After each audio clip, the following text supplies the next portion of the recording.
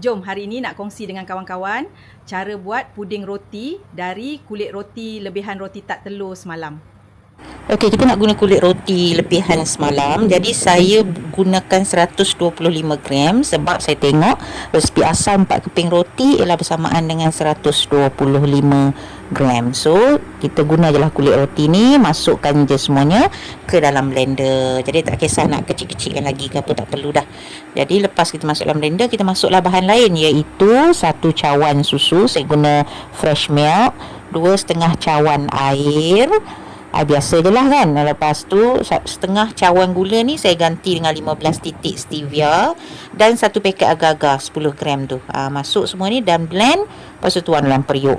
Panaskan je atas periuk sampai agak mendidih sikit. Lepas tu kita bubuhlah, bagikan kepada 3 dan bubuhlah warna-warna. Jadi saya bubuh merah, hijau dan juga kuning. Lepas tu, lepas kacau elok warna ni, kita masuk je lah lapis-lapis dalam apa-apa acuan. Tak kisah pakai sendok yang sama pun tak apa, sebab tak ada apa-apa, memang nak bagi dia bercampur kat situ kan.